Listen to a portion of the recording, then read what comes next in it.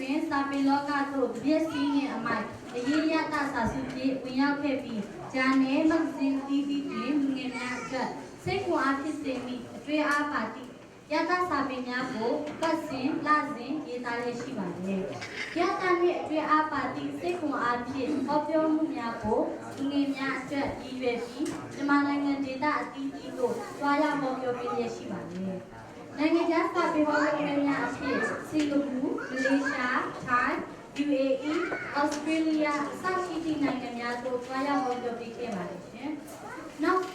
ဒီနေ့အထိတွေ့အစေစာအုပ်ခဏအုပ်ထုတ်ဝေပြီးဖြစ်ပါတယ်ရှင်။နောက်ဆုံးထွက်ရှိသည့်စာအုပ်မှာရဲရင်နေစီဖြစ်ပြီးကြာမီထွက်ရှိမိစာအုပ်မှာပတ်ချက်ဆိုင်ဖြစ်ပါတယ်။ဒီနေ့ဟောပြောမိကောင်းစဉ်မှာအိမ်မက်ရှင်ဖြစ်ပါတယ်ရှင်။ယူတင်လေးသားပါတော့ဆရာကြီးရှင်စာပေရှိသူများကိုစာပေရွက်ပြုတ်ဖို့လေးစားစွာဖတ်ကြားပါမယ်ရှင်။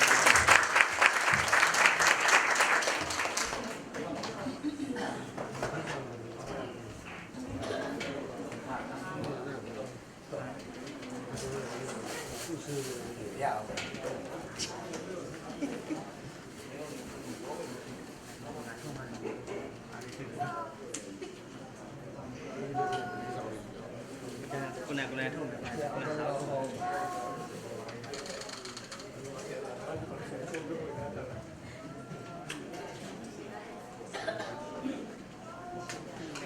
ချိန်က9 နာရီ3 မိနစ်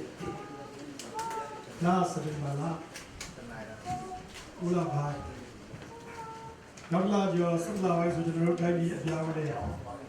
စရမလာကျွန်တော်တိုင်းပြည်အတွက်အထူးအကောင်းစရာကောင်းတဲ့လာလို့ပြောရမှာဖြစ်တယ်မမရ1988ခုနှစ်စက်တင်ဘာလ18ရက်နေ့ဟာ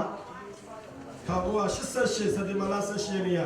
ကျွန်တော်တို့အားလုံးရဲ့အိမ်မက်တွေကိုဖြစ်စည်းခဲ့တဲ့နေ့လူတိုင်းအိမ်မက်မကြပါဘူးလူရပြောကြတယ်ဗျကိုရင်ထဲမှာကိုမက်တဲ့အိမ်မက်နဲ့သူမက်တဲ့အိမ်မက်မတူကြဘူးလို့ပြောကြတယ်အမြဲမှန်ပါဘူးကိုယ်လုံးသားထဲမှာရှိတဲ့အချစ်ပုံရိပ်အိမ်မက်ကတော့တူချင်မှတူမှာပေါ့ကျွန်တော်တိုင်းပြည်ရဲ့အနာဂတ်အတွက်မက်တဲ့အိမ်မက်ကတော့မြန်မာနိုင်ငံသားတိုင်းပြည်ချစ်တဲ့သူမှန်သမျှအတူတကွမက်တဲ့အိမ်မက်ရှိတာ1988စက်တင်ဘာ18ကစပါတယ်မပြီးဆုံးသေးတဲ့အိမ်မက်တွေကျွန်တော်တို့ညစဉ်မက်နေကြပါဘူးရောင်ရမ်းပြီးអော်ကြတဲ့ရောင်ရမ်းပြီးအိမ်မက်ထဲကလက်လို့တဲ့ညတွေအများကြီးပါမမရ2009ခုနှစ်စက်တင်ဘာ18ရက်နေ့ရွှေရောင်ဒေါ်လာရေးစားတယ်29ရက်နေ့မှာဝင်လုံး3လဖြစ်စက်တင်ဘာပါပဲ။ဒါကြောင့်စက်တင်ဘာကျွန်တော်တမိုင်းအတွက်အံ့ဩစရာကောင်းတယ်လို့မမရ1989ခုနှစ်စက်တင်ဘာလ9ရက်နေ့ဖြစ်မယ်ထင်တယ်။89ခုနှစ်စက်တင်ဘာ9ရက်နေ့ကတော့ကျွန်တော်နှလုံးသားရပုံရင်းဖြစ်တဲ့ကျွန်တော်မိန်းမနဲ့ကျွန်တော်တို့ယူကြဖို့စုထားတဲ့ပတ်စံလေးတရားမဝင်ကျင်ညာပြီးအစိုးရဓမြတိုက်သွားတာစက်တင်ဘာလ9ရက်နေ့အဲ့ဒီတော့ကျွန်တော်အသက်29ပေါ့29ဘွဲရပြီး82ခုနှစ်ဘွဲရတော့မိမလည်းယူရင်လာပြီပေါ့ဗျာပတ်စံလည်းစုထားကျုံလို့ပြောပါအောင်မယ်အကိုမောင်စင်ဝဲကမြန်မာနိုင်ငံမှာရှိတဲ့လူငယ်တွေအားလုံးရဲ့ညံ့မောင်ကြီးပါအခုမှပြပြတိလာတာ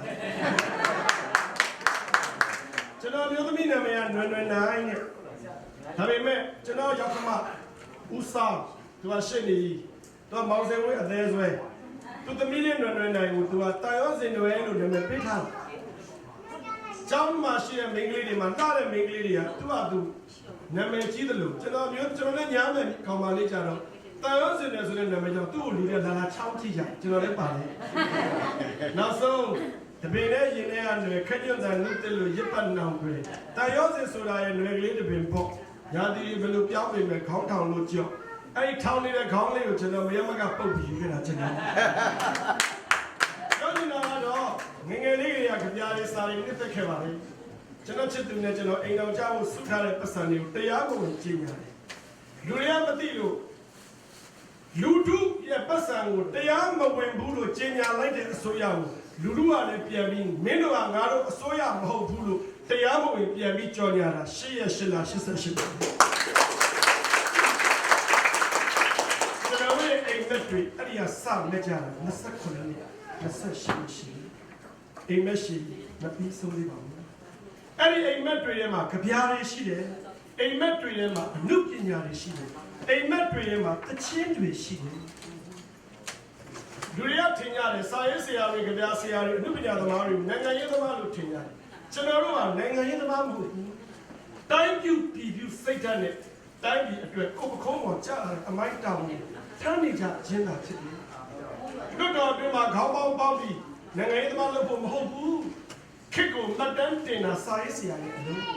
ခုနကမောင်စိန်ဝင်းရွတ်ပြသွားတဲ့ကြပြားတွေအားလုံးဟာသူဖြတ်တန်းတဲ့ခေတ်ကိုမှတ်တမ်းတင်အမှတ်တမဲ့ကြည့်ရင်အကုန်မောင်စိန်ဝင်းကအချစ်ကြပြားရေးသူလို့ထင်ရတယ်သူနဲ့အ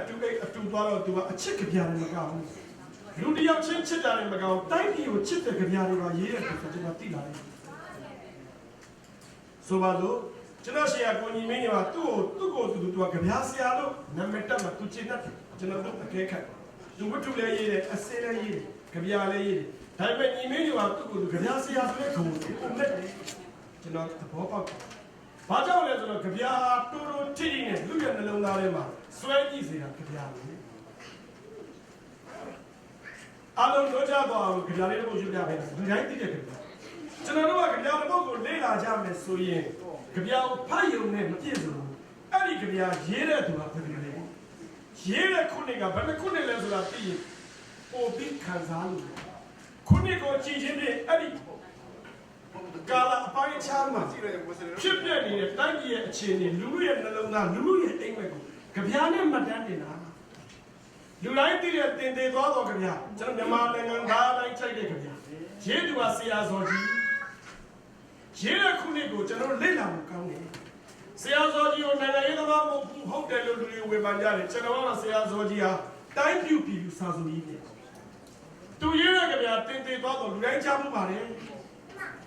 အော်လူပြည်လောကလူဘဝကအိုရနာရတိယအုံးမီမံပေဒီတော်တပီးက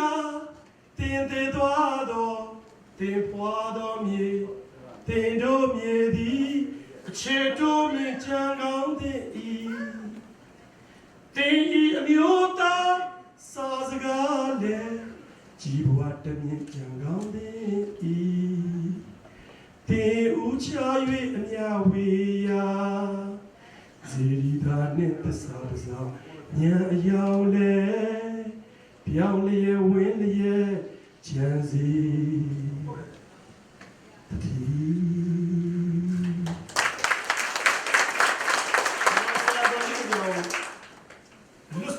ကြက်တိုင်းမင်းတို့တချင်းလောက်ပြီးကျွန်တော်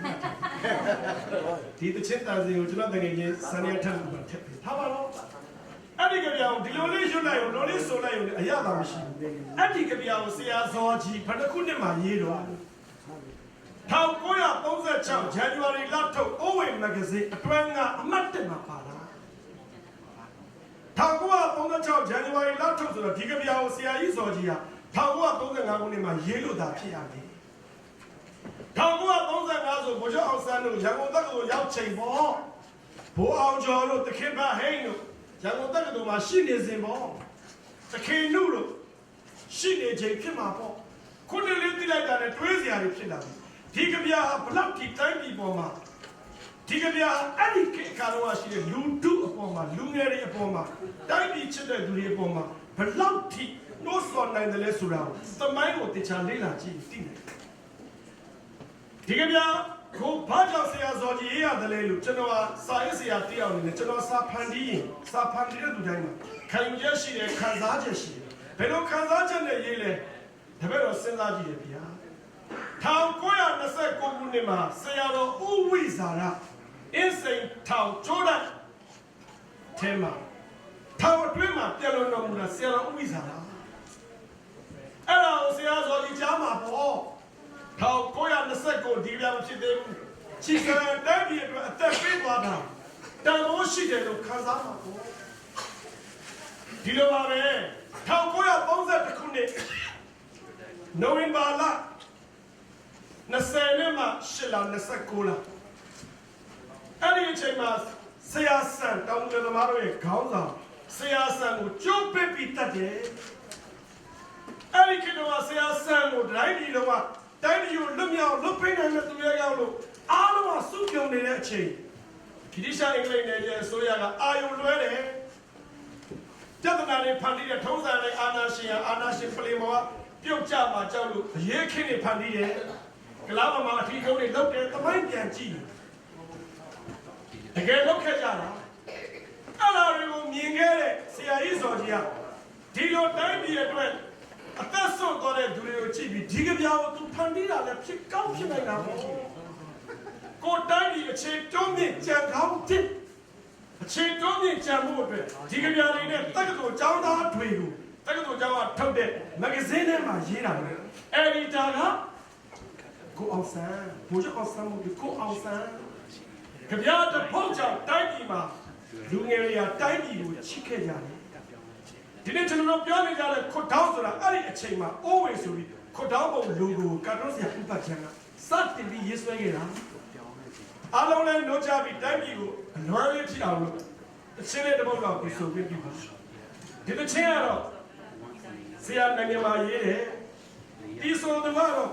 ဒီအောက်ကတချို့လည်းကြားဖို့ပဲထင်တယ်ဆရာဆန်နဲ့ပတ်သက်ပြီးဒီနေ့ခေတ်မှာဆရာဆန်ကိုစံထားပြီးတော့ဒီနေ့ခေတ်ရဲ့တောင်းတသမားတွေကိုကိုစားပြီးတဲ့တခြင်းလေးတစ်ပုဒ်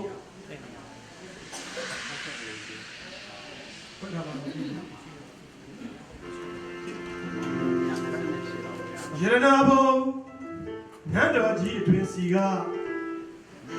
မြမရှင်ဘရင်ကိုလေဖတ်ခေါ်သွားပြီးဒီနောက်တို့ဗမာပြည်ကြီးကို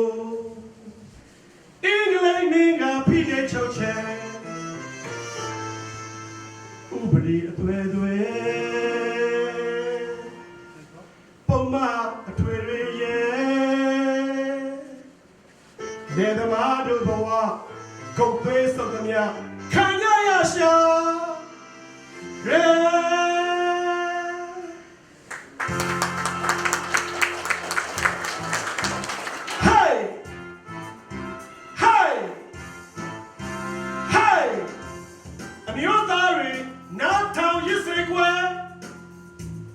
ကြောက်တတ်ရင်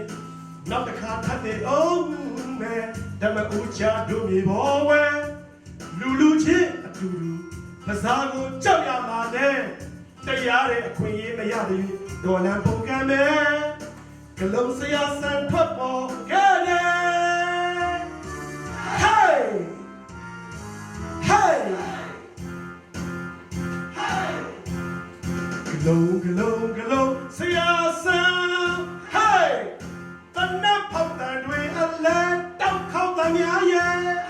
အနိုင်ထပ်ပြုကြပါလို့ခေါင်းလုံးခံဝဝဲမျက်နှာဖြူနေချက်တနက်ကိုင်စစ်တပ်ကြီးကိုလေသမားတွေကဒုက္ခကိုင်ဆွဲကအန်တူအောင်ကြွားရဲတော့သဘောထားကြမယ်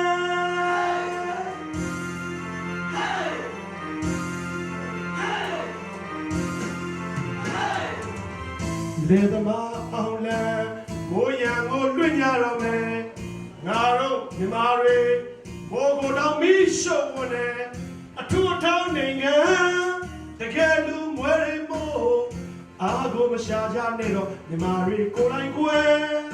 တော်လည်းပုံကန်းဆိုင်ကျင်ကြမယ် Hey Hey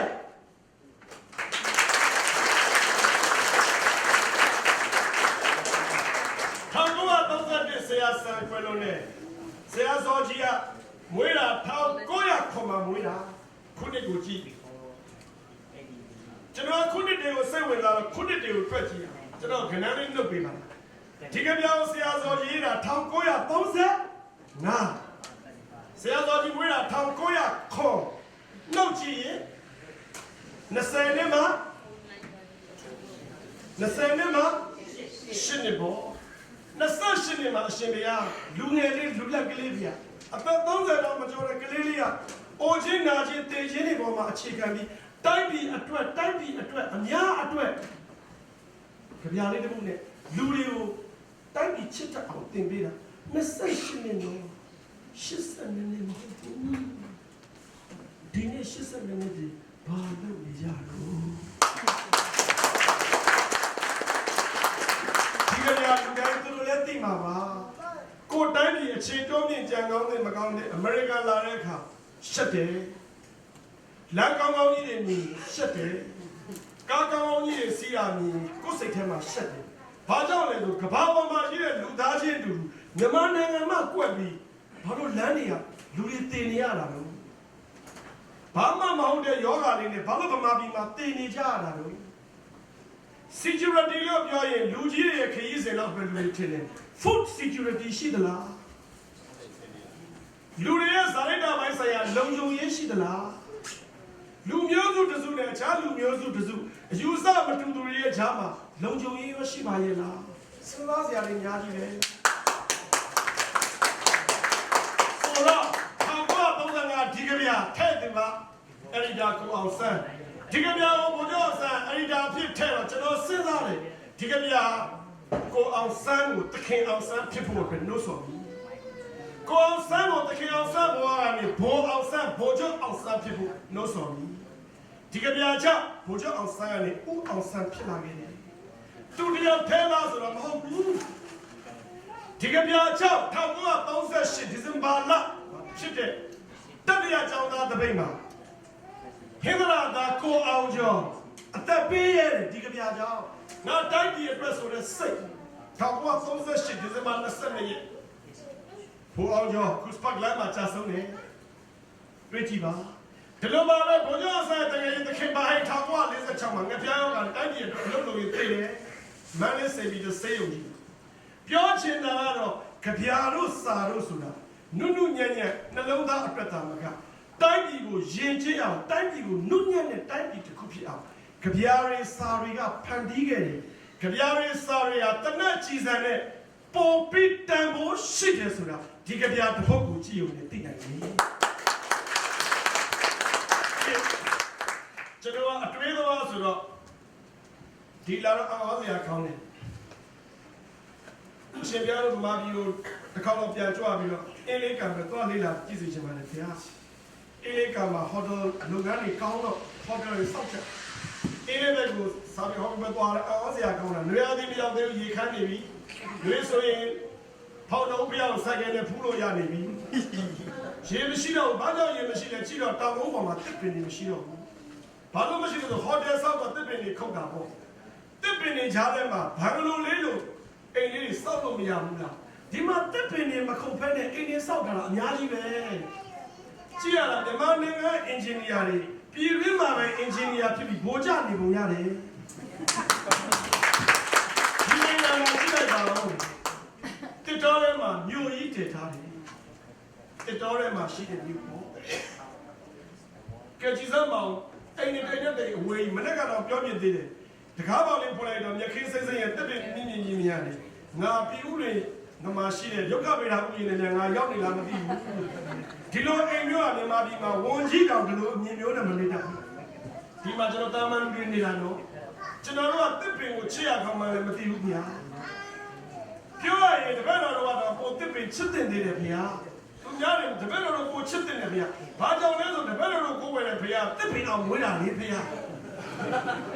တစ်ပင်အောင်မှာတရားရှာတစ်ပင်အောင်မှာတရားတွေ့တစ်ပင်အောင်မှာတရားဟောတစ်ပင်အောင်မှာဆုံးမနောက်ဆုံးပြိဋိဘံပြီးတော့လည်းတစ်ပင်အောင်ဖယ်လေးဗျာ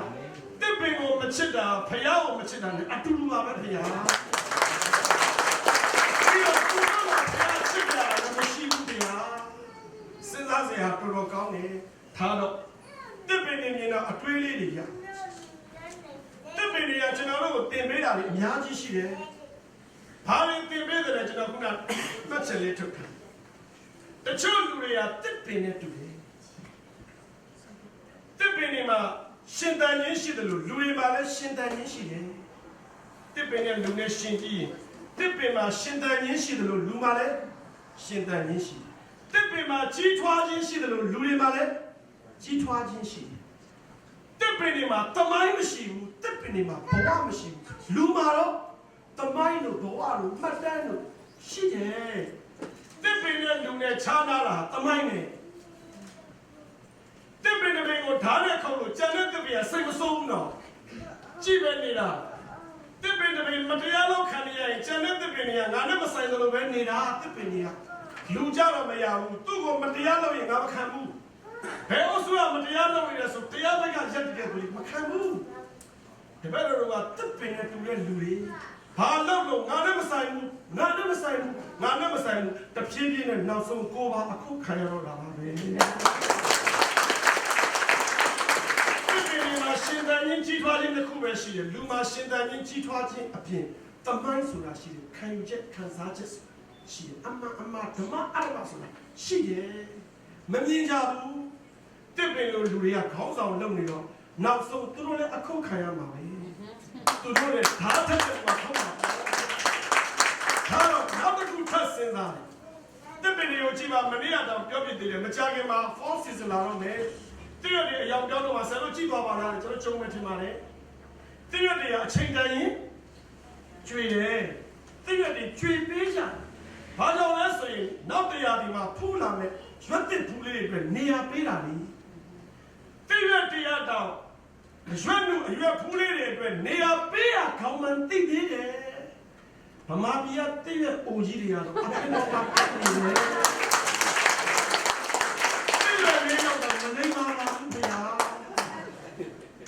စဉ်းစားစရာတည့်ရကျွေးကိုကြည့်ပြီးအော်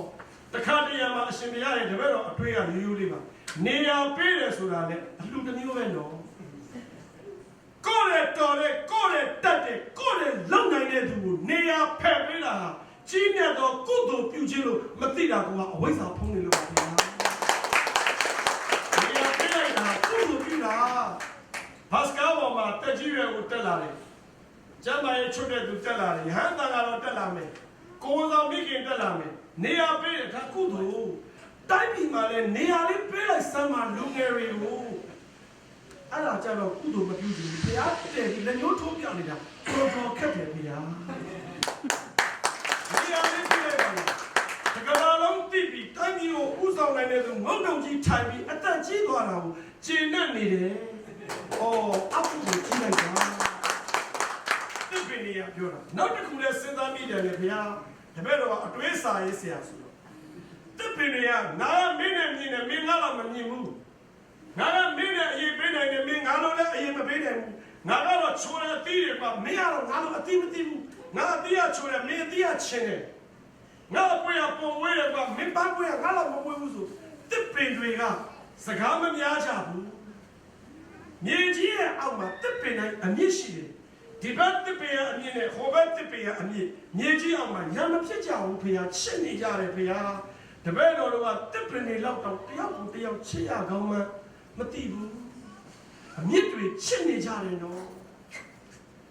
တယောက်တယောက်စိတ်ရင်းကိုချစ်ကြရတာမနေ့ကတော့ပြောပြသေးတယ်လူတယောက်လှတာကိုမိတ်ကပ်နဲ့ပြောမှလားအသက်အရွယ်နဲ့ပြောမှလားခုံရက်နဲ့ပြောမှလားလူတယောက်ကအလှဟာကိုချစ်တီလာပဲကိုချစ်တီလာကောင်းရင်သူ့ဘာသူလှနေတာကိုချစ်တီလာလည်းကောင်းပညာလည်းတတ်တယ်ဆိုရင်လူကလှသွားပြီဘလောက်ပဲ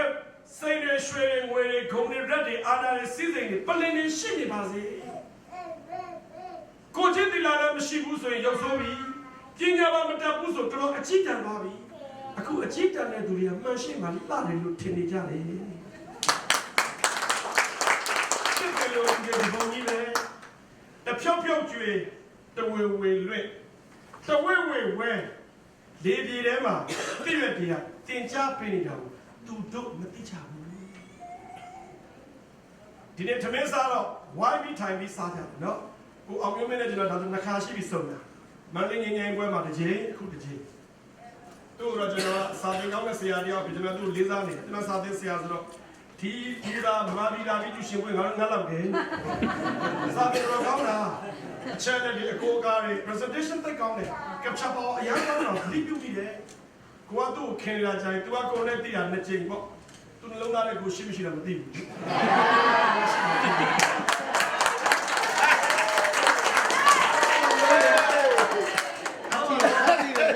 သမင်းစားကြတော့ကိုရစ်ကြုံတဲ့အကြောင်းလေးပြောပြပါရစေကိုရစ်ကြုံတယ်တခါတော့စာပေဟောတော့သွားရင်းနဲ့ရွာတရွာကိုရောက်ထူးဆန်းတဲ့အဲ့ဒီရွာကိုကမန္တလေးမြို့နယ်ပြီးတော့စောရီလာခေါ်တော့ကိုကအရင်ရောက်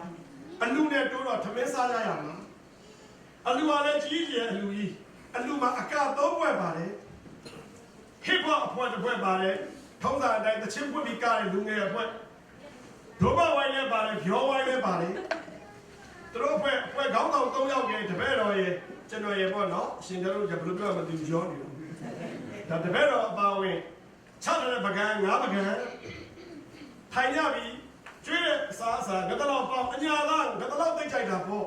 ငါတလောက်တော့ကသူကအိုးထဲမှာအကခံထားတာပါလဲကြံရိုးတွေနဲ့ခံပြီးပေါ့ကမွေးနေတာအရန်စားချင်တယ်တဲ့မတဲ့ငါတလောက်ခါလေးတစ်ပိုင်းလောက်လို့စားမယ်ပေါ့6ပြီးပြီရှင်မင်းလည်းပါတယ်ကလဘဲချင်လည်းပါတယ်စားခြင်းစပွဲကြီးငရုတ်တိကျော်ကလည်းအစင်နဲ့လက်စင်းပြီးနေပြီစားမယ်မစားသေးဘူးဘာလူကြီးမလာသေးလို့နေပါဦးကလူကြီးလာမှကျွန်တော်ကစားမှာလားမလုပ်ပါနဲ့ဒီဝါလူကြီးကခင်ဗျာတန်းဦးနဲ့သိတယ်ဟောဒီကစားအောင်လားလူကြီးနဲ့သိတယ်လားမခက်ပေဘူးလားဒီဝါလုံးကကြောက်ကြတော့ကိုယ်ကလည်းထူးပြီးစားလို့မဖြစ်လူသဘောရအော်ကျန်တဲ့လူတွေအားလုံးနဲ့ပြင်းပြင်းတဲ့နေရာမှာဆိုမျောနေတာဟုတ်တယ်ပေါ်ပစိုးပေါ်အင်ကြီးနဲ့တရွှမ်းရွှမ်းနဲ့ရွာလူကြီးရောက်လာတယ်သူလက်ဆေးတယ်သူစားမှကိုစားတယ်တခုတည်းထားမိတာတော့ကျွန်တော်တို့အားလုံးကထမင်းစားရင်လက်နဲ့စားတာဘူးရေစားတာကတော့ညာဘက်လက်နဲ့နေတယ်ဟင်းခတ်တော့ဗာနဲ့ခတ်တော့ဘယ်ဘက်လက်နဲ့ခတ်တယ်ထဲစားတယ်စားလို့ကောင်းတယ်စားရင်လည်း9မိနစ်လောက်နေတော့နေကထမင်းဝိုင်းကိုကြည့်ပြီးတွေးမိတယ်ကျွန်တော်တကယ်အဖြစ်အဲ့ဒီပုဂ္ဂိုလ်ကဘယ်ဘက်လက်နဲ့ထမင်းစားတာတော့ဘယ်တန်းဘယ်ဘက်လက်နဲ့စားပြီးဇုံးကိုသူကဘယ်ဘက်လက်နဲ့ပဲခံနေရှိတဲ့ဟင်းခွက်ထဲမှာရှိတဲ့ဇွန်းတွေကသူကဘယ်ဘက်လက်နဲ့စားပြီးဘယ်ဘက်လက်နဲ့ခံရတော့ဇွန်းတွေကတဖြည်းဖြည်းချင်းညစ်ပတ်သူကလိုက်တယ်ပေသွားပြီသူကဘယ်ဘက်လက်နဲ့စားပြီးဘယ်ဘက်လက်နဲ့ခတ်တာဟုတ်အဲ့တော့ကျွန်တော်ကပြောတယ်ထမင်းစားလို့ရှိရင်ဘယ်မပေးတယ်လဲနဲ့ခတ်ပါလားကိုကြီးရဲ့မရဘူးလေကျွန်တော်အမိန့်နာခံနေဗျာဘယ်တော့မှဟင်းတော့ဆိုဘယ်ဘက်လက်နဲ့ပဲခတ်အကိုကြီးကဘယ်ဘက်လက်နဲ့စားတာလေလို့ညာဘက်လက်နဲ့ခတ်လို့မရဘူးမရဘူးဗျာကျွတ်တော့အမိန့်နာခံဘယ်ဘက်လက်နဲ့ပဲစားညာဘက်လက်နဲ့ပဲစားဟင်းကိုနိုင်လို့ရှိဘယ်ဘက်လက်နဲ့ခတ်လို့ကျွတ်တိထားတယ်အော်သူနဲ့ကိုယ်နဲ့အောက်သက်တဲ့တိတ်စားနေတဲ့ထမင်းကိုထပ်တော့မထိုက်တော့စိတ်ညစ်သွားလို့တွေးမိတယ်ဒီထမင်းဝိုင်းမှာလူ9ယောက်ကျန်တဲ့လူ4ယောက်ကညာဘက်လက်နဲ့စားပြီးဘယ်ဘက်လက်နဲ့ခိုင်းတယ်သူတယောက်တည်းဘယ်ဘက်လက်နဲ့စားပြီးဘယ်ဘက်လက်နဲ့ကိုင်းနေသူကပြန်ဝင်နေမှာစကားတစ်ခေါက်ကြောင့်ရင်ထဲမှာလုံးဝမခံနိုင်ဘူးခမရတော့တော်တော်ညစ်ပတ်တာပဲလက်နှစ်ဖက်စလုံးကိုပေးလို့တော့ခါရတယ်စီးနေကြတဲ့တော့ကျွန်တော်တို့စီးကမဲ့တာသူပြစ်တော့ကျွန်တော်တို့တော့ဘယ်နဲ့စားဘယ်နဲ့ကြိုင်တော့ညာဘက်လည်းမပြေဘူးလေကိုညာနဲ့စားပြီးဘယ်နဲ့ဒီဘက်လုံးပြေလာလို့ကျွန်တော်တို့ကအပြစ်ဖြစ်ရတယ်အရှင်ဘုရားတရားမကောင်းရင်အကုန်မှနာမည်ပြတ်တယ်လို့ဘုရား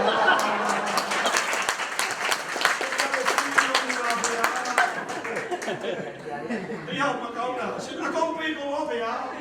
ပြီးတော့သူကဂုဏ်ယူသေးတယ်သူ့လောက်တန်ရှင်းတဲ့သူမရှိဘူးတဲ့ဘယ်လိုပြောကြမလဲဒါကြောင့်မလို့ပြောချင်တာပေါ့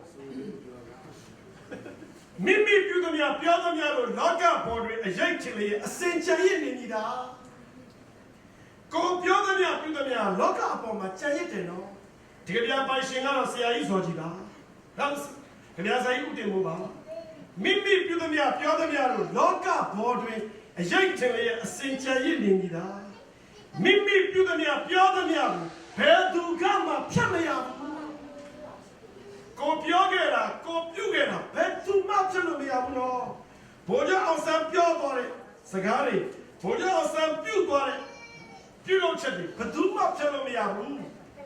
နိုင်ငံတော်ဘိုးကျော်ပုံကိုသာဖြုတ်ချလို့ရမယ်ပတ်စံဘောဘိုးကျော်ပုံကိုသာဖယ်ထုတ်လို့ရမယ်လူနှလုံးသားတက်ကဘိုးကျော်ပုံဘယ်သူမှဖြစ်လို့မရဘူးမိမိပြုတဲ့ပြောတဲ့မျိုးကိုဘယ်သူကမှဖြစ်မရဘူးဖုံးလားဖိဟာလောက်မရဘူးမတရီစရာလောက်ခဲ့ပါရင်ရွှေရှာသောရုပ်မျက်နှာပုံနဲ့တနေ့ငေါက်တော့ပေါ်လာရစမြဲပဲမကြခင်မှာငုတ်တော့ပေါ်လာမှာပါဗျာ မိမိပြုသည်များပြောသည်များအချိန်တန်လို့ရှိရင်ပေါ်လာမှာလူတွေကသတိမပြုမိကြဘူးကိုယ်နဲ့မဆိုင်သလိုလိုကိုယ်နဲ့မပတ်သက်သလိုလိုလူတွေကနေချင်ကြတယ်နေကြတယ်အဲ့လိုနေလို့မရပါဘူးမိမိပြုသည်များပြောသည်များကိုဘယ်သူကမှဖြတ်မရဘူးဖုံးဖဖီးကလုံးမရဘူးမတရီစရာလုတ်ခဲ့ပါရင်ရိုရှာသောရုပ်မျက်နှာပုံနဲ့တနေ့ငုတ်တုတ်ပေါ်လာရစမြဲပဲတနေ့ငုတ်တုတ်ပေါ်လာမှာပါတိတ်မကြပါဘူးဒါကြောင့်မလို့ဘယ်ဘက်လက်နဲ့စာပြီးဘယ်ဘက်လက်နဲ့ဇိုးကင်နဲ့ခေကြီးမှာတပည့်တော်တို့ကညာဘက်လက်နဲ့စာပြီးဘယ်ဘက်လက်နဲ့ကင်နေကြတာမှားများနေသလားလို့တခါမှမတွေ့ဘူးအချိန်တိုင်းဘယ်ဘက်လက်နဲ့စာပြီးဘယ်ဘက်လက်နဲ့ဇိုးကင်နေသူကတမိုင်းတရခံဖြစ်မှာပါဗျာ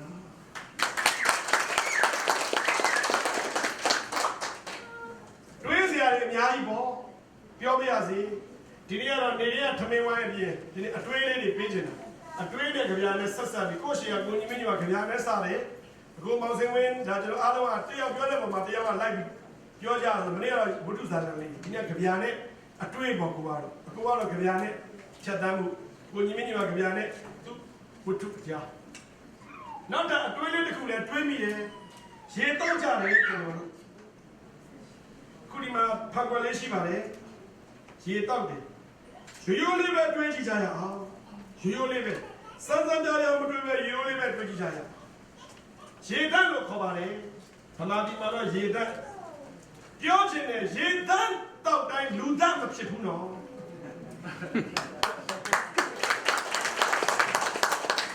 လူတော်များများကရေတန်းတောက်ရင်လူတန်းဖြစ်မယ်ထင်တာရေတန်းတောက်တိုင်းလူတန်းမဖြစ်ဘူးတစ်ချက်ရေတောက်မယ်ဆိုရင်ဖန်ခွက်ထဲကို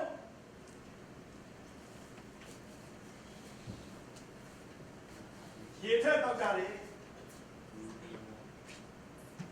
ကျွန်တော်ကတော့အတွင်းသမားမလို့တွေးကြည့်တာဖန်ခွက်ထဲကိုရေထက်တောက်တယ်ဆိုရင်ဒီဖန်ခွက်ကိုနမ်းကြည့်တယ်ဘာဆိုများနမ်းတယ်တနည်းအားဖြင့်တန်ရှင်းရလားဆိုတဲ့သဘောပေါ့ရဲဆိုများနမ်းတယ်လားမင်းကြီးအရင်များတောက်တာလို့လက်စီဆိုများနမ်းနေသလား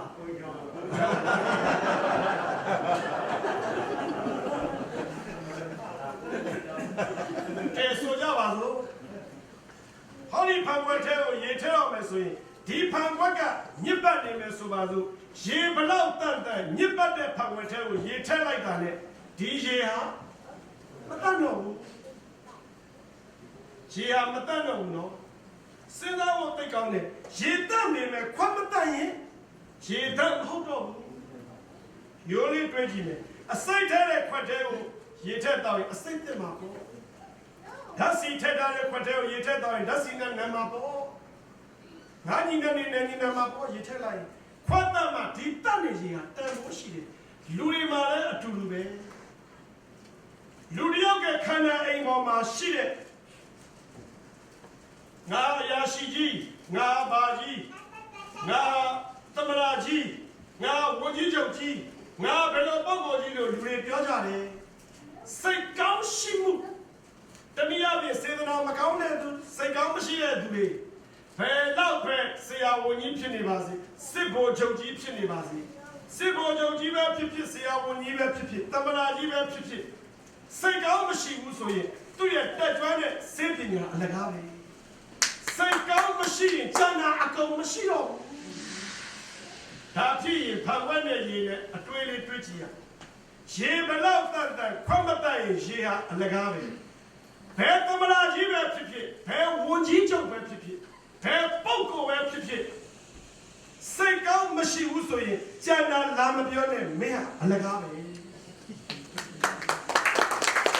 ပြောတယ်ကိုဝတ်ထားတဲ့ယူနီဖောင်းပေါ်ကြည့်ပြီးကြွားကြတယ်ဝါကြတယ်ပြောကြတယ်ကျွန်တော်ပြုံးမိတယ်စိတ်ကောင်းလေးရှိရလားဒါကြောင့်မလို့မဟာကန္နာယုံဆရာတော်ဘုရားကြီးကစိတ်ကောင်းရှိဖို့ပထမလို့ပြောတာပေါ့စိတ်ကောင်းရှိမှကျန်တဲ့အရေးချင်းတွေသုံးလို့ရတာပညာများများတက်ပြီးစိတ်ကောင်းမရှိရင်လောကကြီးကိုပုံပြီးဖျက်ဆီးတယ်နောက်ပိုင်းဝင်များများရှိပြီးစိတ်ကောင်းမရှိရင်ကဘာကြီးပြတ်တတ်တာဟစ်တလောင်ကြည့်ရင်သိနိုင်ပါလေဒီနေ့စိတ်ကောင်းမရှိပဲအစွမ်းထက်နေတော့ဗမာပြည်လည်းမီးဟုံးတောက်ဖို့နည်းနည်းလေးပဲလိုပါတော့တယ်ခင်ဗျာဒါကြောင့်ရေ စဉ်းစားဖို့ကောင်းတယ်ငါဟာရေထက်သို့တော့ငါရဲ့စိတ်ကောင်းရှိမှုကညစ်ပတ်နေပြီဆိုရင်တော့ကျွန်တော်တို့ဘာမှသုံးစားလို့မရတော့ဘူးဒါကြောင့်မို့လို့အရှင်ဥဒ္ဓမနန္ဒဆိုတဲ့ယဟန်တော်တစ်ပါးကကြပြာလေးတစ်ပုဒ်နဲ့လောကကြီးကိုဆုံးမထားတယ်ရှက်ကြောက်ကင်းပြောက်ကိုချင်းဖောက်တော့တိမ်တန်းဝိယုံကိုနိုင်ချုံလဲမလုံအင်္ဂါဟင်းလင်းသာသည်ရှက်ကြောက်ကင်းပြောက်ကိုချင်းဖောက်တော့တိမ်တန်းဝိယုံကိုနိုင်ချုံလဲမလုံအင်္ဂါဟင်းလင်းသာသည်အရှက်တရားအကြောင်းတရားကင်းပြောက်နေပြီဆိုရင်ရှက်ကြောက်ကင်းပြောက်ကိုချင်းတရားတွေဖောက်ပြက်လာပြီဆိုရင်တိမ်တန်းတန်တဲ့ဝိယုံကြီးခြုံထားပါစေကိုနိုင်ချုံလဲမလုံအင်္ဂါဟင်းလင်းသာသည်လူပုံလဲမှာတော့သူကသာဒီဝဆိုင်နဲ့တွားရွားဝါနေတာလူတွေကသူ့ကိုဖင်တုံးလုံးလိုပဲမြင်တာလို့ကြိုက်တဲ့ခေါင်းပေါင်းကြီးပေါက်ထားပါကြိုက်တဲ့တိုက်ပုံကြီးဝတ်ထားပါကြိုက်တဲ့ချောင်းဝတ်တစားကိုစင်မြန်းထားပါကြိုက်တဲ့စစ်ယူနီဖောင်းကိုဝတ်ထားပါအရှက်အကြောက်ကင်းပြောက်ပြီးကိုချင်းတရားဖောက်ပြီးဆိုရင်ဒီလူမျက်လုံးထဲမှာဒီပုတ်ကိုဟာကလစ်ဆန်နဲ့မချဖင်တုံးလုံးနဲ့ချက်ကြောက်ကင်းပြောက်ကိုချင်းဖောက်တော့သိမ်းသားဝေယုံကိုနိုင်ချုံလဲမလုံအင်္ဂါဟင်းလင်းသာသည်စိတ်ရင်မကောက်အတိခေါင်းတော့နှလုံးသားလည်းမလားအုံနောက်ကလည်းဖောက်ပြန်နေပြီစိတ်ရင်မကောက်အတိခေါင်းတော့ဝဲပေါင်းထွယ်လီဝဲပေါင်းထွယ်လီကိုနိုင်တီလဲမတရီမောင်လူပြရှုံးဤစိတ်ရင်လည်းမကောက်အတိလဲခေါင်းပြီဆိုကြိုက်တဲ့ဘွဲလေးနာမချိတ်ထားပါဘယ်သူပေးတယ်ဘယ်မှာပေးတယ်ဘယ်လိုပဲပေးပေးစိတ်ရင်မကောက်အတိခေါင်းတော့ဝဲပေါင်းထွယ်လီကိုနိုင်တီလဲမတရီမောင်လူပြရှုံးတယ်တချို့ကိုလူပြရှုံးမှမသိလို့ကြွားနေတာဘွဲတွေနဲ့တမိုင်းမတမ်းမှာတော့လူပြရှုံးနေပြီဆွေညာဝိယုံဘွဲပေါင်းကုန်ကြောင့်အယုတ်အမြတ်မတတ်မှဘူးဘယ်ဆွေမျိုးကပေါက်ဖွားလို့ဘယ်သူနဲ့ရင်းနှီးလို့ဒါအဲ့ဒီပုံမှာလာမပြောပါနဲ့ဆွေညာဝိယုံကိုယုံထားတဲ့ဝိယုံလည်းမဆိုင်ဘူးဆွေညာဝိယုံဘွဲပေါင်းကုန်ကြောင့်အယုတ်အမြတ်မတတ်မှဘူးမိမဖြစ်လို့နေကြတယ်ယောက်ျားဖြစ်လို့မြင့်မြတ်တယ်မဟုတ်ပါဘူးကိုချင်တရားမကောင်းသူကယုံညံ့သူပဲရိုးလေးပဲတွေးကြည့်ပါပတ်စံမရှိတိုင်းလူမွဲမဟုတ်ဘူးဇာရိတမွဲမှာလူမွဲကိုချင်တရားမွဲရင်လူမွဲပဲပတ်စံမွဲရင်လူမွဲမဟုတ်ဘူးအသိပညာမွဲရင်လူမွဲပဲကျွန်တော်တိုင်းပြည်ကသူ့အတိုင်းတာနဲ့သူတော့တရားဇာတတွေရှိတာပဲပညာမဲ့ပြီးကိုချင်တရားမဲ့တဲ့သူတွေခေါင်းဆောင်လည်းဖြစ်ကောတိုင်းပြည်ကြီးမွဲသွားပါရောလားအယုံအမြတ်မတတ်မှဘူးဆွေညာဝိယုံဘွယ်ပေါင်းကုန်ကြောင့်အယုံအမြတ်မတတ်မှဘူးကိုလုံးရတာအရင်ခံတာဒီကိုရဲ့လို့ရဟာလောကရဲ့တမိုင်းမှာဒါကြောင့်မလို့ကိုဟာရေတမ်းဖြစ်တယ်လို့ကိုယ့်အချင်းကိုထင်ရင်စိတ်ကောင်းရှိရလားဆိုတဲ့မေးခွန်းလေးကိုလည်းထပ်ပြီးမေးဖို့လိုပါလိမ့်မယ်ကြပြာနဲ့စာကျွန်တော်တို့သင်ပေးတယ်ဆိုတော့ဒါကျွန်တော်ဒီနေ့အတွေးစာလေးပြောမယ်ဆိုကျွန်တော်အမှတ်တမ်းလေးတင်ထားဒီမှာရေသားတောက်ရတယ်မင်းညာရေတောက်ချင်တယ်ဖန်ခွနဲ့တောက်တယ်မတောက်တော့ဘူးဒါပေမဲ့မောတော့မေလို့ဒါပိုတန်ရှင်းနဲ့ခွက်ကတိတ်စိတ်မချရဘူးထားပါတော့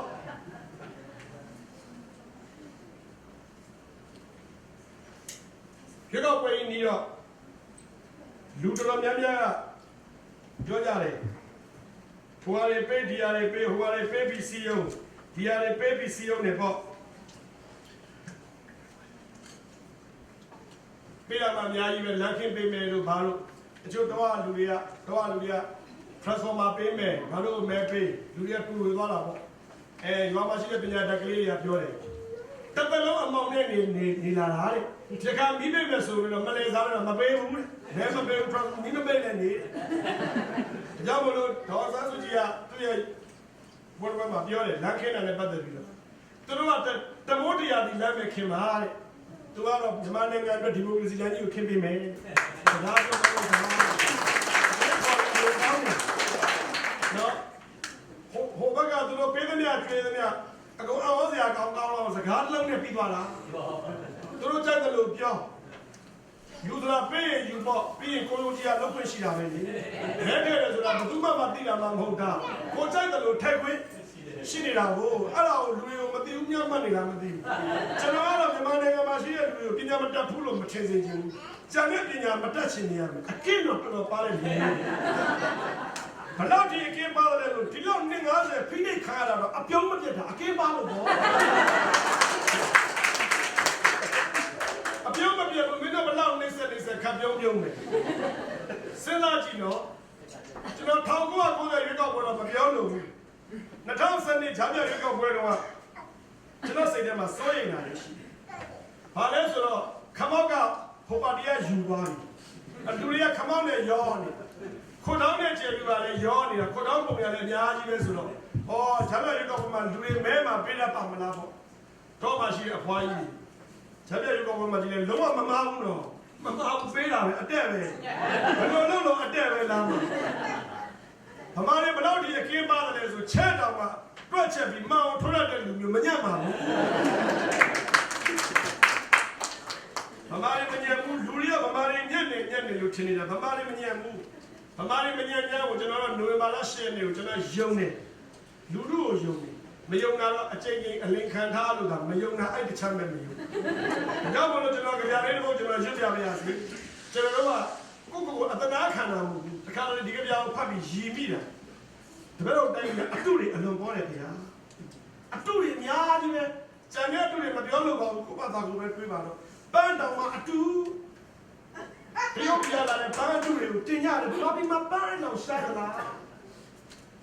အဲ့ဒီပန်းအတုကိုရိုးရိုးမထားဘူးဘုရားစင်ပေါ်တောင်တင်လိုက်သေးတဲ့အတုတွေပလင်ပေါ်ရောက်တာကောင်းလားဗျာဒီမိုကရေစီအတုကိုရွှေလုံးဥပြီးယူရနေရတာ9နှစ်နေပါရှိပါလားဒီမိုကရေစီအတုကိုရွှေလုံးဥပြီးယူရနေရတာတော့မလေးလောက်လေးလောက်ပြတာဟိုဘုံတင်ဇာလန်ကြည့်ဦးမဲ့ထင်ပါလေဘုံတင်နဲ့မမြဝင်နေပြမမြဝင်ကယောက်ျားရှိတဲ့ဥပချစ်အိမ်တော်ရှိတဲ့မိန်းမကိုဘုံတင်ကခေါ်ပြေသွားရောအတူနေတဲ့ကံမှာမမြဝင်ကဘုံတင်နဲ့အတူနေရင်းနဲ့လာဇလန်အစပြီအဲ့ဒါကိုကျွန်တော်ကတော့စိတ်ထဲမှာလူတွေကထင်ကြလို့ဘလို့ဘာအင်္ဂလိပ်လိုသုံးမယ်ဆိုရင်ဟိုမမြဝင် is in common မမြဝင်ဘာလို့ဘလို့ဘာ globalization လို့ပြောနော်မမြဝင် globalization common မသိဘူးဖန်တာပြီးလက်ဆက်တာကိုတဖြည်းဖြည်းချင်း short ပေးတာပဲအမေဘောနေကိုကျေးဇူးတင်တာအမှန်ဖန်တာလားယောက်ျားနဲ့လည်းခွဲဖန်လိုက်တာသူ့ယောက်ျားလည်းနှိမ့်ဆက်ပြီးတဲ့အခါမှာတနက်နေ့ဘာတွေနဲ့ပြည့်အမေလေးပြီးတော့မမြဝင်ကဘောအောင်တစ်ပဲပါသွားတာယူရီးယားထင်းတဲ့ရုပ်ရှင်ထဲမှာပဲဖြစ်တာအပြင်မှာမဖြစ်ဘူးတဖြည်းဖြည်းချင်း short ပေးတာကိုပဲကျေးဇူးတင်ရမလို့ကျွန်တော်တကယ်တော့ဒီမိုကရေစီအတုကိုရွှေလို့ဥပ္ပီယူရနေရတဲ့တိုင်းပြည်ပါဥပဒေအတုနဲ့ရှေ့စုမဲ့စုတွေကိုအချိန်ချင်းအလုခံနေရတာတစ်ဖက်လိုတိုင်းပြည်ပါဗျာဥပဒေအတုနဲ့ရှေ့စုမဲ့စုတွေလူတွေမျိုးချစ်စိတ်အတုနဲ့အချင်းချင်းပြန်ပြီးကြုံပြဖို့ကြိုးစားနေပါဗျာမျိုးချစ်စိတ်အတုနဲ့ချင်းချင်းပြန်ပြီးကြုံပြဖို့ကြိုးစားနေတယ် uniform အတုနဲ့ခရီးလိုလူတွေကြီးစိုးနေတဲ့တိုင်းပြည်ပါတတိယဒီကလာမြန်မြန်တော့နောက်တစ်ခုစေဝနာအတုနဲ့လူတစုကောင်းစားနေတဲ့တိုင်းပြည်ပါဒီကပွဲကြီးနေပြီးနေတော့မဲဆွယ်ရပြီအဲ့တော့ပုံမြင်လေးတစ်ပုတ်လုပ်ပြီးပုံမြင်ဆန်းဆန်းစကားလေးတစ်ခုပြောပြပေးရစီတခါတော့ကမဲဆွယ်ရပြီမဲဆွယ်တဲ့အခါကျတော့တရားကြီးပါတီနှစ်ခုသုံးဖို့အုပ်စုနှစ်စုကျွားလိုက်ပြီးစီယုံတဲ့အခါဟိုဘက်အုပ်စုကတော့တိုင်းပြည်ပညာတတ်မှဖြစ်မယ်လောကကြီးမှာပညာဖြစ်တာထိတဲ့ကောင်းတဲ့နေရာတိုင်းပြည်ကိုထိတဲ့ကောင်းအောင်ထူထောင်ပေးနေတာပညာမြစ်တာဖြစ်တာဒီတဲ့ငြိမ်းချမ်းတဲ့တိုင်းပြည်ကိုဖြစ်စေမယ်ပညာဖြစ်တာဒီတဲ့တိုးတက်တဲ့တိုင်းပြည်ကိုဖြစ်စေမယ်လို့တစ်ဖက်ကအမှန်တိုင်းပြောတယ်ဘာလို့ပဲမညာလို့ပဲမလို့မပြောဘူးလူလူတရားလုံးပညာမြစ်တာဖြစ်တာလောကကြီးကိုပြန်တန်းလို့ရမယ်လူဟာငှက်တကောင်ဖြစ်တယ်ဆိုရင်ဘယ်ဘက်အတောင်မှမြစ်တာညာဘက်အတောင်မှပညာမြစ်တာနဲ့ပညာနှစ်ခုသားစားတာဖြစ်ပါမှာကိုလိုချင်တဲ့နေရာကိုပြန်တန်းလို့ရမယ်ဆိုပြီးတစ်ဖက်ကစီယုံနေတစ်ဖက်ကတော့မဟုတ်ဘူးမင်းတို့ငါတို့မဲထည့်ရမယ်ငါတို့ပါတီကိုမဲထည့်မယ်ဆိုမင်းတို့ငါဖဏတ်ပေးမယ်ဖဏတ်ဝေးမယ်ဖဏတ်ဝေးမယ်ဆိုအားလုံးကဘာပဲပြောယူမှာပေါ့ဖ ဖဏဝင်တဲ့အခါမှာသူကစိတ်မချအောင်ဖဏပြစ်ပြီးမဲမတက်မှာဆိုတာကြောင့်အဲ့ဒီဘက်ကပါတီဘယ်ပါတီလို့မပြောဘူးနော်ဖဏတရားလုံးပြည့်စိတ်မချအောင်တစ်ဖက်ကြိုတင်ပေးထားမယ်ဒါနဲ့ဆိုင်ခင်းတယ်လို့ပေါ့ဖဏကိုတစ်ဖက်စီပေးတာအိမ်တော်စု6အိမ်တော်စုတစ်စုမှာလူ6ယောက်ရှိရင်ဖဏတစ်ဖက်စီ6ခုပေးတယ်300 600ပေးတာမဟုတ်300ပေးလိုက်တာတစ်ဖက်စီလည်းပေးတာဟိုအိမ်ပေးဒီအိမ်ပေးတရားလုံးကိုဖဏတစ်ဖက်စီပေးတာသူလည်းပြန်သွားရောတရားလုံးကဟားတိုက်ရှိကြတယ်ငါဖဏကနံပါတ်9ဘယ်ဘက်ဒီဖဏကနံပါတ်9ညာပဲပေးအားလုံးကတရားလုံးနဲ့ပေါင်းလိုက်တော့ယူတူဘတ်ဒီဖဏစီးလို့ရပါတယ်တကယ်လည်းမဲထက်ရောဖဏတစ်ဖက်တည်းပေးတဲ့သူမဲထက်ပါမလားဗျာကြပြလေးတော့ယူပြပါရစေခေါင်းကိုမဲဖဏလို့သာပြောကြပါစို့တခါကမဲဆွဲတဲ့အမတ်တခါကမဲဆွဲတဲ့အမတ်ဖဏတစ်ဖက်စီဝင်ကငါကိုမဲထဲကြငါနိုင်မနောက်တစ်ဖက်မင်းတို့အားလုံးအတွက်တခါကမဲဆွဲတဲ့အမတ်ဖဏတစ်ဖက်စီဝင်ကငါကိုမဲထဲကြငါနိုင်မနောက်တစ်ဖက်မင်းတို့အားလုံးအတွက်ဒီလိုနဲ့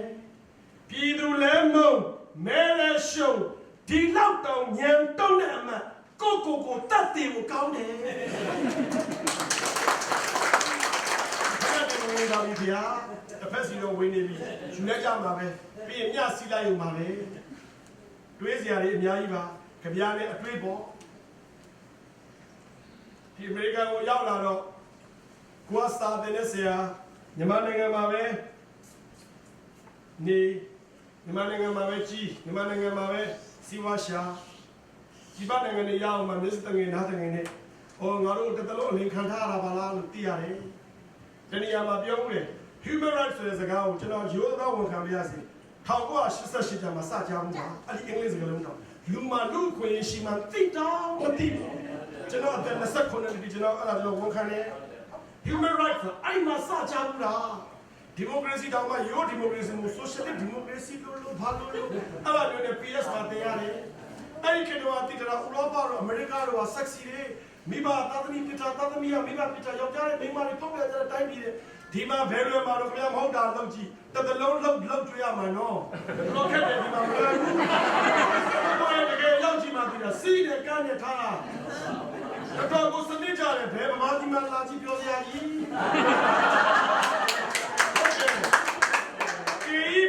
ကိုထိုင်းနေတယ်လို့ဒါ keeping ဆိုတာဥပမာတော့ပါတယ်ဒီမှာလည်းတော့များကြီးပဲစပွန်ဆာတွေပုံကြီးပဲအစားတော့စပွန်ဆာဆိုတာအဲ့ဒါမျိုးတင်တာအခုမှစပွန်ဆာဆိုတာဘာပြောကူညီထောက်ပံ့တဲ့သူအမဒီမှာစပွန်ဆာအတိတ်ပဲတမျိုးထားပါတော့ဒီရောက်တော့အင်္ဂလိပ်စကားလည်းကောင်းကောင်းမတက်ဒီမှာလည်းမြန်မာမိသားစုတွေရှိတာပေါ့မြန်မာမိသားစုတွေကခုနသမီးလေးတွေစာဖတ်တယ်စိတ်ထဲမှာသဘောကျတယ်ဘာပြပြပြပြသားဖတ်နိုင်တယ်ဒါတို့အင်္ဂလိပ်စာမဖတ်တတ်တယ်လို့သူလည်းလည်းဘာသာဖတ်ဖို့ခက်မှာပေါ့ကလေးကျူသားဖတ်တာမျိုးလည်းဝမ်းသာတယ်ဒီကနေပြီးဒါမြန်မာယဉ်ကျေးမှုတွေမြန်မာစာပေမြန်မာစကားတွေကိုလက်ဆင့်ကမ်းပေးရတယ်ဒီကမိကလည်းတာဝန်ကြီးတယ်ဒါလည်းရှင်တွေကသဘောကျတယ်ကျွန်တော်ဩစတြေးလျနိုင်ငံသွားတော့ကိုညီမင်းကြီးရဲ့ကျွန်တော်ကိုစိုးရရဲ့သမီးလေးကသူကရီယာတွားရောက်နေပြီသူမြန်မာစကားကိုသူတင်ပေးတယ်ဒါပေမဲ့သူမြန်မာစကားကိုသူအတုံးလုံးမတက်ဘူးဆရာဖြစ်ဖြစ်သွားသမီးချောင်းဒီမောနေပြီကျွန်တော်ချောင်းဒီမောနေပြီတဲ့သူကသူ့အပြစ်မတင်ကိုလည်းအဲ့လိုပဲနေမှာပေါ့အင်္ဂလိပ်စကားလုံးအလိုရင်းပြောရရင်တော့ဟုတ်တယ်ဒါကြောင့်မလို့မနေ့တော့ဘာလို့ကျွန်တော်တို့ကိုကျွရဲ့အမျိုးသမီးမနီလာတော်ဟိုရီစရာပြောတတ်တယ်မနီလာတော့ဘာပြရနေဒီလာတော့ဒေသ immigration မှာတွေ့ကြတာငါပြ migrant လုပ်လာတဲ့အုပ်စုကကျွန်တော်တို့နေမှာပေါ့အင်္ဂလိပ်စာလည်းမတောက်တစ်ခေါက်တတ်မှာပေါ့သူကဝေလာတဲ့ခါကျတော့သူ့ကိုကြာတစ်စိတ်လုံးထုပေးတယ်တဲ့ step ထုတယ်သူ့ကြာမထုဘူးပေါ့သူ့တစ်စိတ်လုံးမထုလို့သူကမင်းကတစ်စိတ်လုံးထုပေးဆိုတာကိုမပြောတတ်တော့သူကတခါတော့ broken English နဲ့ပြောတာသူကဘယ်လိုပြောလဲဆိုတော့ my passport not don't passport don't ဟောဒီမှာကြာရေးဆောင်တယ်အော်don't ကထုတာပေါ့ငါလည်းအဲ့လိုပဲနော်အဲ့ဒီလိုဒါတွေးစရာတွေပေါ့စကားလုံးပြောဆိုတိတ်ရတယ်တရား this is my heart this is not your heart ဘာလို့နားထောင်မရဘာလို့ this is my heart this is not your heart ဘာလို့ ကိုနဲ့ကိုနေဘူးနဲ့လူအေးနေဘူး this is my heart this is no you heart တော့ဘူးနဲ့ငါအော်ကျွန်တော်မှတ်သားထားပါမယ်အဲ့ဒီမှာဒီကွာကောင်းကောင်းထိုင်နေပြီလူလောကကြီးကိုဖြတ်သန်းတဲ့အခါမှာလူလောကကြီးဖြတ်သန်းတဲ့အခါမှာအတွေးခေါ်နဲ့ဖြတ်သန်းကြတိုးတက်ခြင်းဆွေးနွေးခြင်းက yes နဲ့ no ကြားထဲမှာပဲရှိ no he yes ဟုတ်ကဲ့ဘယ်လိုကိစ္စကို no လုပ်ရမလဲဘယ်လိုကိစ္စကို yes လုပ်ရမလဲဆိုတော့လူ့ဘဝမှာအရေးကြီးဆုံးပဲ no လုပ်တဲ့ကိစ္စကို yes လုပ်ရင်ကမ္ဘာဖြစ်ကုန်တာပေါ့ yes လုပ်တဲ့နာကို no လုပ်တဲ့နာကို yes လုပ်လို့ရဲဖန်ခံရမှာပေါ့မင်းဒီလူကိုတတ်လာဆို no ပြရမှာ yes လို့ပြလိုက်သွားပြီပေါ့ကိလေသာမတတ်ဘူးဆို no နေရာမှာ yes နေရာမှာ no ဒုက္ခရောက်သွားတယ်ကျွန်တော်တို့တိုင်းပြည်မှာလည်း no လို့ပေးရမယ့်ကိစ္စကိုလိုက်ပြီး yes လုပ်နေကြတယ် yes လို့လုပ်ရမှာကိုလိုက်ပြီး no ဆိုညင်းနေကြတယ်ဖွံ့ဖြိုးတိုးတက်သွားတဲ့နိုင်ငံတွေကိုကြည့်ဟင်းနဲ့ဟုတ်ကဲ့ရဲ့ကြားထဲမှာဟင်းဆိုတဲ့ no ကိစ္စမှာ no yes လို့တဲ့နေရာမှာ yes အဲ့လိုတိုင်းပြည်ရှိအောင်ပါတယ် yes လို့ no လို့နဲ့မိဘပြည်သူများခင်ဗျာအောက်မှာ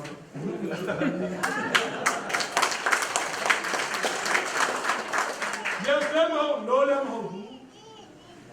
တကယ်တော့ yes လို့ပြောရမယ့်ကိစ္စမှာyes လို့พูดလို့နာမည်ရွေးကောက်ပွဲဟာ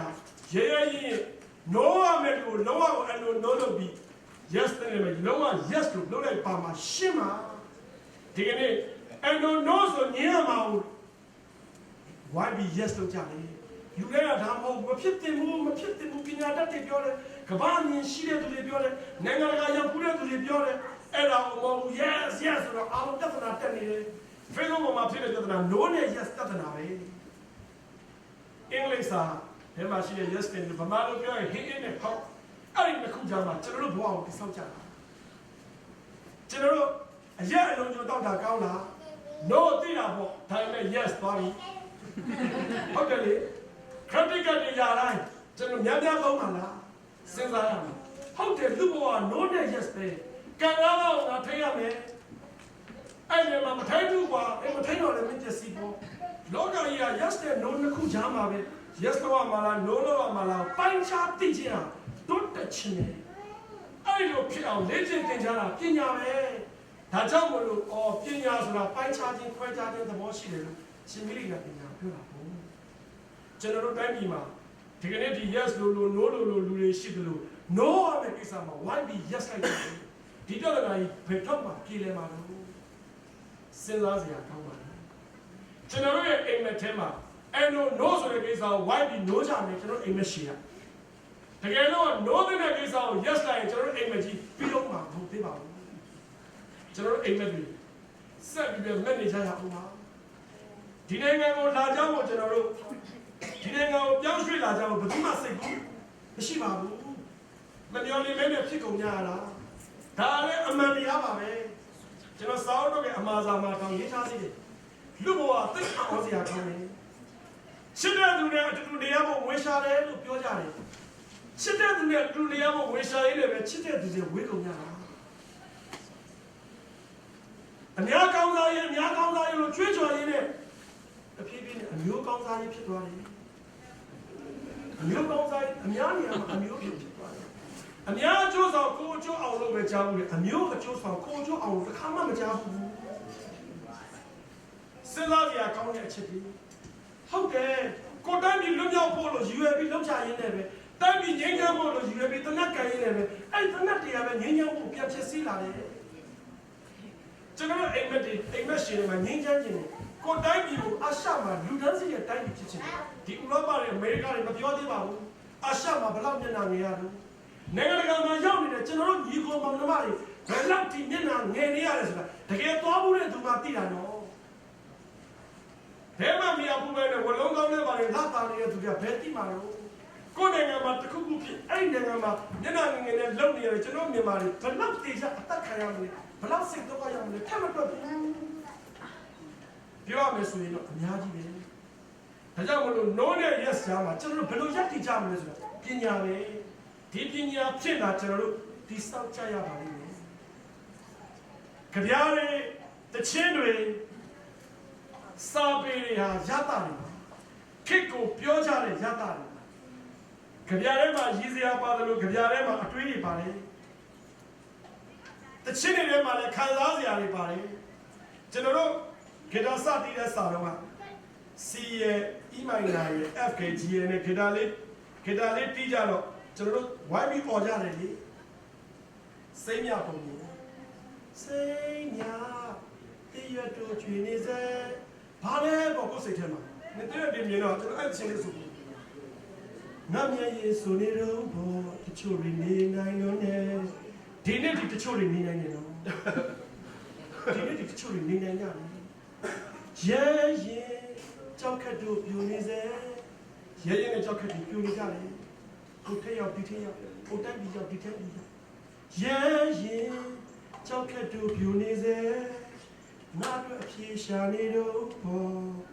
တချို့တွေနေနိုင်လို့နဲ့တမီးမပြောရညမောင်လုံးနေမင်းတို့ကမပြောဘူးကတော့အဲ့ဒီမှာအိမ်မက်ရှိတယ်တယောက်ထဲငါငူနေတော့မိုးရတော့အဖို့ရှိဘူးတော့အမေရိကန်မှာရောက်နေလို့ခင်ဗျားတို့မပြောဘူးဆိုတာကျွန်တော်သိတယ်ရှင်းတတ်တာတစ်ပိုင်းမပြောတာတစ်ပိုင်းတော့ရှင်းတော့ရှင်းတတ်တယ်လူနေရလို့လူစားလို့ရှင်းတတ်တာတစ်ပိုင်းမပြောတာတော့အမှန်လူကပြောတဲ့နေရာမှာနေချင်တာကျွန်တော်ကိုဝင်အများကြီးပေးပြောမယ်မထင်နဲ့ကိုသားသမီးနဲ့ကိုမိဘနဲ့ကိုရမနေရာမှာပြောမှလေမိုးလာတော့တယောက်ထဲလာငူနေတော့ရင်ထဲမှာမကြည့်နဲ့ဆုံးမကျင်တဲ့ဘူးသာပြောတာမကျင်တဲ့ဘူးလို့အော်နေရင်လည်းခေါင်းကျင်တယ်မကျင်တဲ့ဘူးမကျင်တဲ့ဘူးတေးစေအိမ်မက်တို့ကြံနေစေကိုယ့်အိမ်မှာဘူးမှမသိဘူးငါစိတ်တွေမြင်နေတော့ဘောစိတ်ကအငြင်းနေဘူးမတိုင်းရင်ငါပြန်ရောက်တာအိမ်မက်ထဲမှာအချင်းချင်းဒါဒီနေ့ကျွန်တော်တို့ဝတ္ထုတွေအကြောင်းလို့ပြောရင်ရင်ထဲမှာခံစားကြရအောင်ပါငါစိတ်တွေမြင်နေတော့ဘောတချို့နေနိုင်လို့တချို့နေနိုင်ကြတယ်မနေနိုင်တဲ့သူတွေကပြောကြအဲ့ဒီပြောတဲ့သူတွေကိုပဲအပြောမခံနိုင်တဲ့သူတွေကဒုက္ခတွေပေးကြဒီလိုနဲ့ပဲတန်လျာလဲတာ62ခုနှစ်ကစလိုက်တာပဲကိုထွေးနေကိုကျွန်တော်မရင်းနှီးပါဘူးကျွန်တော်မန္တလေးသားဆိုတော့ရန်ကုန်တိုင်းဝိုင်းနဲ့ဝေးပါတယ်မညော်လေးနဲ့စာရေးဆရာဖြစ်လို့ဒါရန်ကုန်တိုင်းဝိုင်းနဲ့ကျွန်တော်ခင်ရတာကျွန်တော်ကများအဖြစ်တော့ကိုမသိတဲ့အကြောင်းအရာတွေနားထောင်တာရှိတယ်ဒါပေမဲ့အမှုပညာဝါသနာပါလာကြောင့်အမှုပညာရှင်တွေကိုသဘောကျတယ်တချို့တချင်းတွေကရင်ထဲကိုဝင်လာတာအများကြီးပဲတခြားပွဲတွေမှာတချို့တချင်းတွေမစိုးရဲဘူးဗမာပြည်ကိုလွှမ်းကြလို့ကြည်စမ်းမအောင်ရတာအဲ့ဒီတော့ဒီနှလုံးသားကိုလှုပ်ခတ်နိုင်ပါလားရဲရင်ချင်းကိုပေးတယ်လို့နုညံ့ချင်းကိုလည်းပေးတာရတာကြပြရတာစာရတာအချင်းရတာလူတိုင်းဒီချင်းလေးကိုကြားဘူးကြတယ်စိုးဘူးကြတယ်ဒီချင်းလေးကိုတယောက်တည်းညီးဘူးကြတယ်တခါတည်းသားသမီးရှင်မှာတော့ဒီချင်းလေးမညီးရဘူးကိုမြည့်လေသားသမီးကဘာကြောင့်မြည့်လေလဲဆိုတော့မပေးရလို့လောကရဲ့လမ်းများပေါ်ရှောက်သွားရင်းနဲ့မောပန်းလွမ်းနေနှလုံးသားကလွမ်းဆွမိလို့တန်တာတဲ့အနေရဲ့အင်ကူအေးများတဲ့မေရဲ့မြတ်တာရိပ်နဲ့ဝေးခဲ့ပြီမို့အခါကလေးပြန်လေးတွေ့ရင်မာပူချေခွဲချောက်သွေးတဲ့အိမ်မဲရှိရကြတဲ့မှာရိတ်တစ်ခုလို့ပြေရက်စတဲ့မြေရများတက်ခတ်လို့အားနေနေပြီဆိုတင်ထားတဲ့စိတ်ဓာတ်များပြိုခွဲသွားမလားဆိုရင်တော့ရင်ဟာတန်ရာနဲ့နာချင်တယ်ဒီလိုအမြင်ချမ်းဆုံးနေအိမ်ပြန်ခြင်းနဲ့တွေ့ဆုံးနေအိမ်မရတဲ့ညစွာနဲ့ချစ်တာအိုးတဲ့ညချမ်းဒီလိုစိတ်ကလေး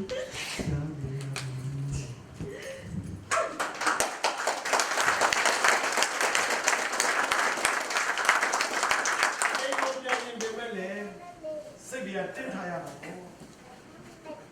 1988ခုနှစ်မှာကျွန်တော်တို့အားလုံးကို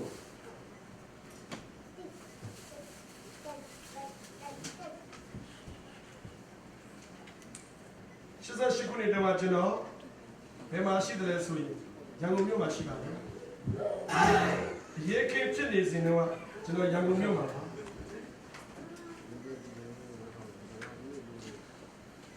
တချင်းတွေမှာခန်းစားချက်တွေအာမှန်နေရှိရဆိုတချင်းတန်တွေကနေဗမာပြည်ကိုလွမ်းတယ်လို့ဒီတချင်းတန်တွေလည်းမြန်မာပြည်ကနေဒီကိုရောက်ပြီးဒီကနေမြန်မာပြည်ကိုလွမ်းနေတဲ့တချင်းတွေကျွန်တော်တယောက်တည်းမသိဆိုချင်ပါဘူး။ဒီတချင်းရသူတွေသိဆိုပေးကြပါ။ငါချေပေးပါလား။ဟုတ်ကဲ့ဆက်ပြီး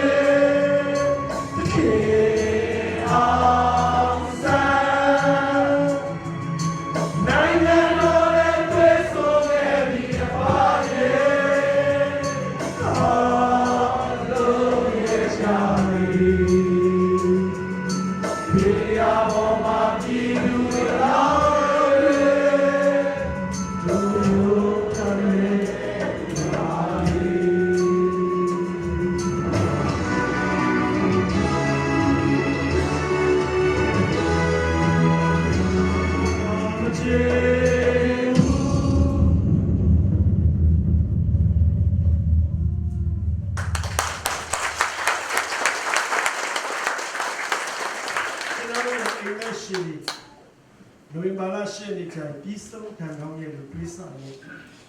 ကျွန်တော်ဖြစ်ချင်တဲ့အိမ်မက်ကဘာကြီးကဘာဖြစ်ရင်ဘာပြီးပြန်လာနေကြပါဦး။ညမှာအိမ်မက်ရှိတော့ကလူထားပြီးအကောင်းဆုံးရပိုင်ဆိုင်ရပါဘူး။